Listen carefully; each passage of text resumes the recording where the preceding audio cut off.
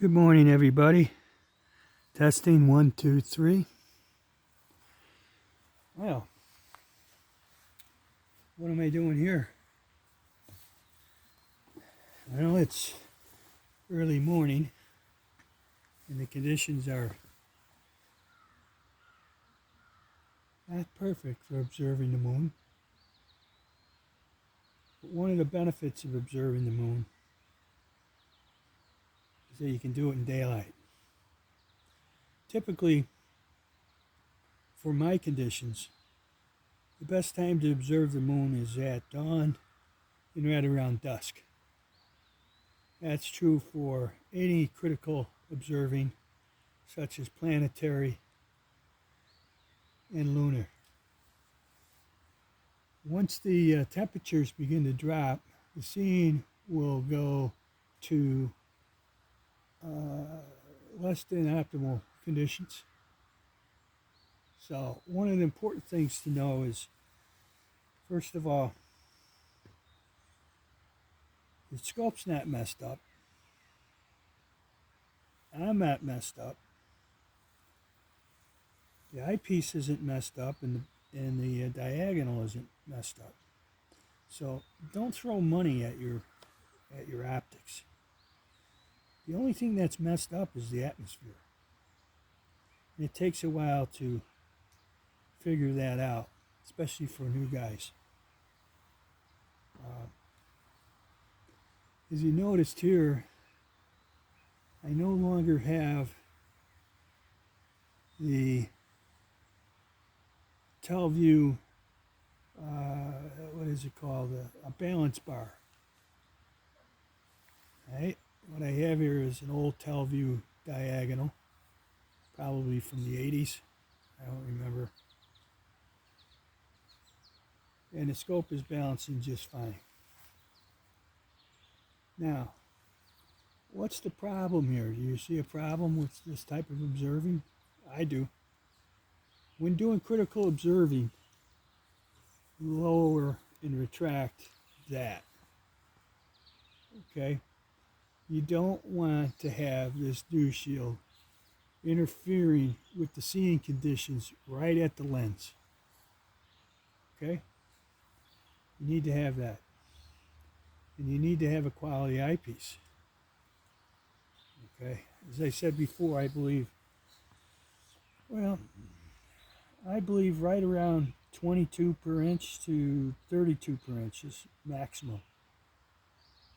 So on a scope like this, at 100 power, the scope is humming along. And why do I say that? Well, basically you want to have an exit pupil of about 0.8 millimeter.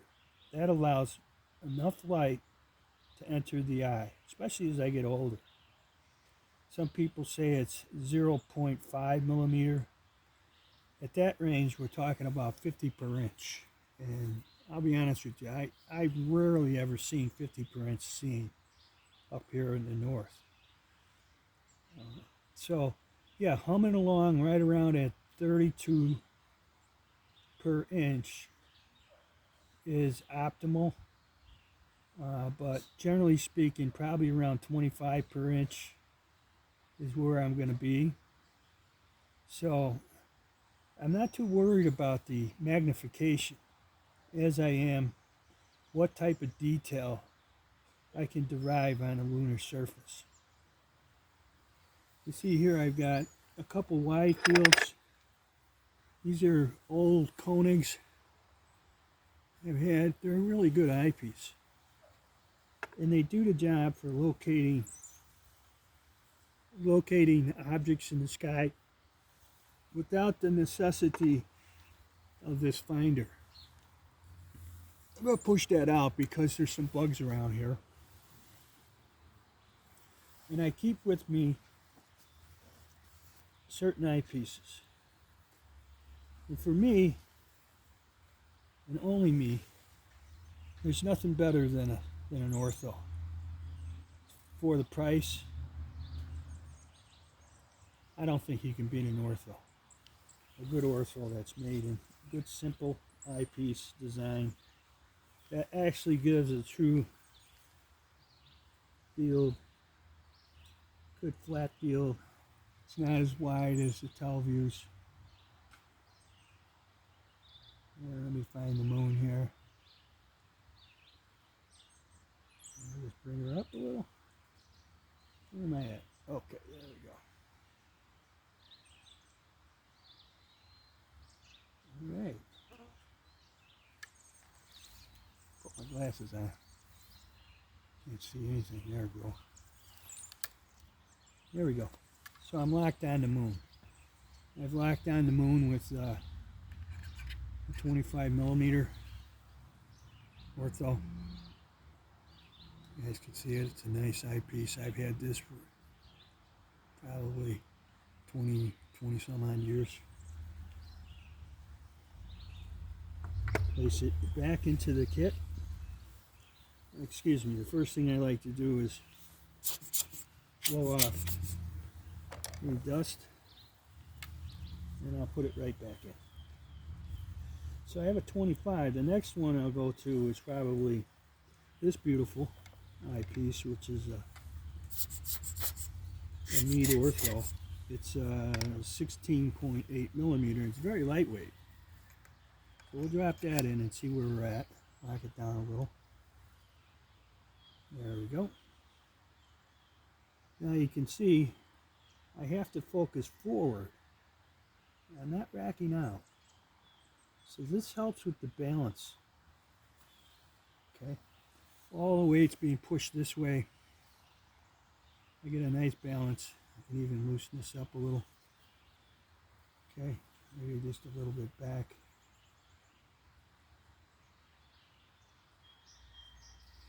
Get her back in. There we go. Now, in the early morning hours, when the sun is up, or towards sunset, I can begin to draw at the eyepiece. Notice I don't need ambient light. I don't need a light or anything, but I can outline the structure of formation on the moon. How do I observe? Well, I observe with both eyes open. And generally what I'll do is I'll take a piece of cloth and put it right over here, so it blocks, dark cloth, or a dark colored cloth, so it blocks my right eye. And then I'll begin to observe. I observe with my left eye because it's less painful. I don't get as much light in my left eye. And it seems to work real well for me. But yeah, I see hair starches, Erastatine, Copernicus, Ptolemaios. And I see a lot of structure down there. A lot of formations.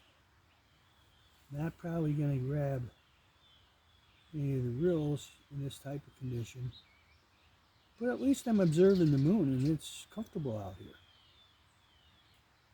There's Pluto, Eudoxus, and if the seeing conditions were good enough, I could see the Hadley reel and other features. Grimaldi's a really dark object right now. You know, that's at 16. So where would I want to be? Tighten this down. Move the eyepiece. Let's bring up, for daylight, let's bring up, let's see, I don't want to go any lower than 12.5, these conditions.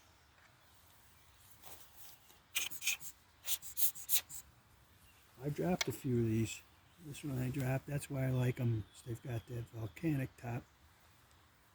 Because they're raised, they come up like that. They're easier to observe with, especially the shorter focal lengths. Now, get it centered a little. I must have bumped it.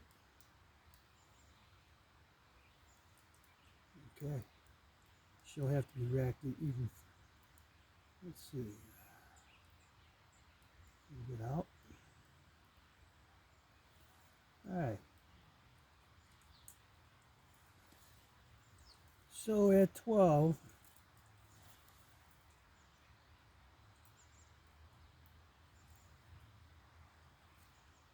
I have both eyes open. So at 12 and a half, I am seeing some good detail. Yes. So typically, I could draw out the eyepiece.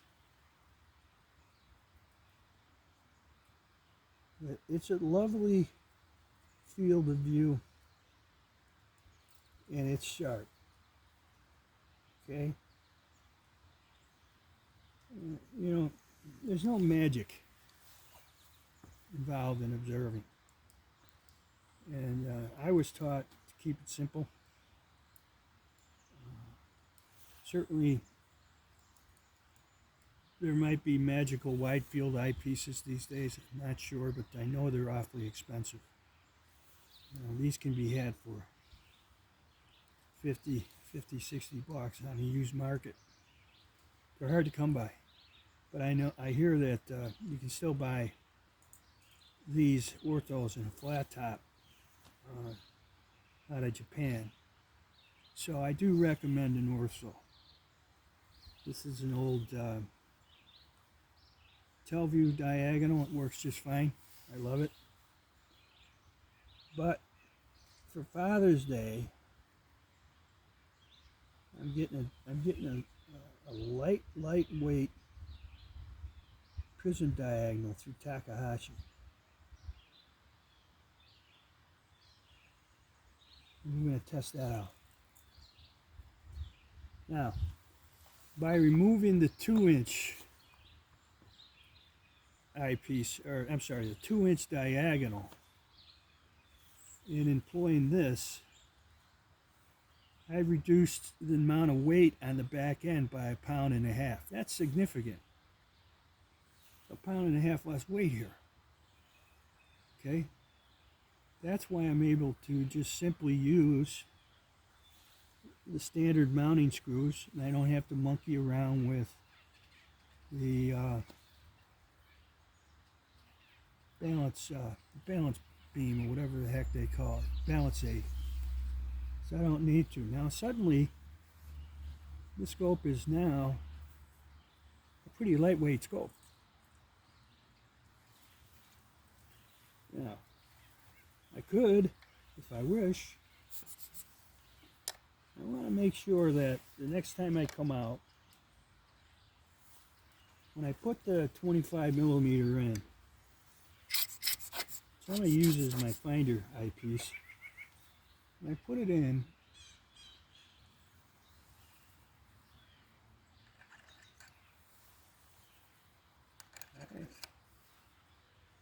I don't really need to do this, but if I leave it set up, let's go here. And I don't have my glasses, so it's hard to see the moon. There we go.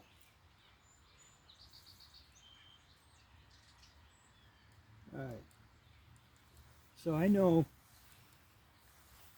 about a distance of 3 fingers or so, right? A little more than 3 fingers is where I need to set the telescope at in order to have this focus to infinity. So if I leave it set up, which I'm really not keen on doing because I got dogs, they like the rough house, but I could leave it set up like that. I could cap this, make sure everything is secured. Sorry about the tremors. Unfortunately, in my older age, I have tremors now, and that really messes me up when it comes to rendering. Can't draw as well as I used to.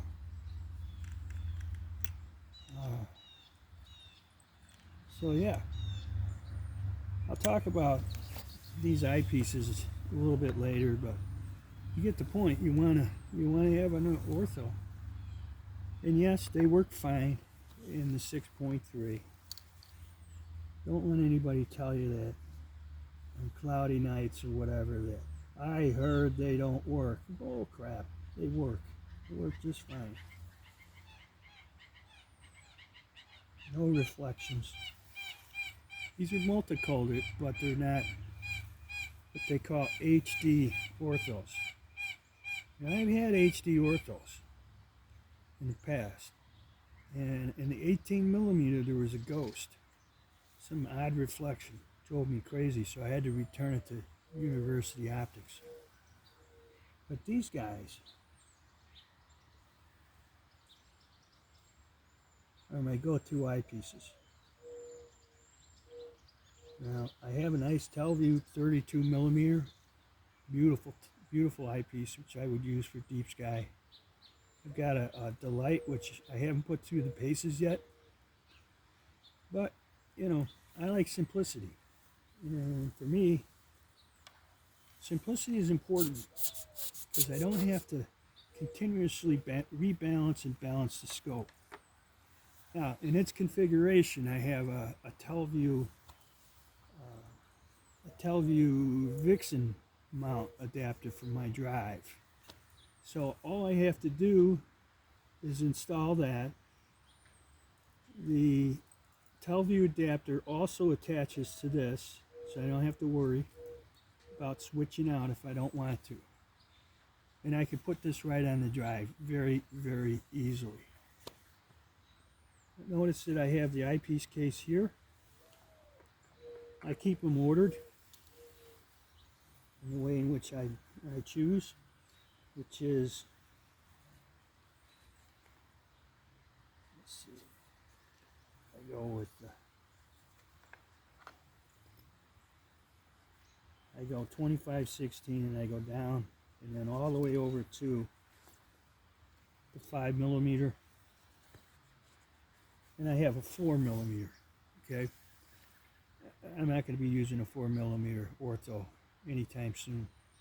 I would rather use the 25 with a nice high-powered Barlow, say a 2.8 Klee Barlow, and even then I don't know about the Klee Barlow. I haven't really tested it, but I have a 2.5 Tele Vue Barlow, which I know is decent. So if you have any questions, let me know. I mean, I'll take it out, right? It's balanced, pretty balanced. What is it, front heavy? I don't care, but that's enough, because if I just tighten these down a little bit more, just a scooch, right? It works. And then if I want to do daylight,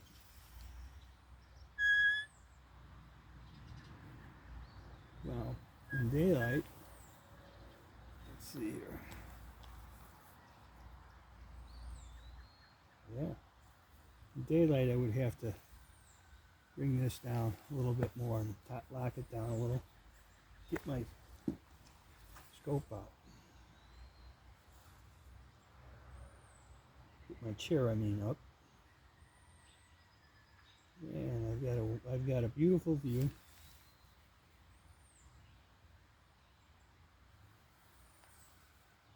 Of all the birds in nature. She's a fine focuser here. We're all set. Eyepiece case here. Wide fields for deep sky observing. Orthos for critical observing. And that's about it. If you have any questions, please don't hesitate to run in my way. Please subscribe. It would be nice. I don't make any money off this. I'm not looking to make any money. I'm just trying to show people my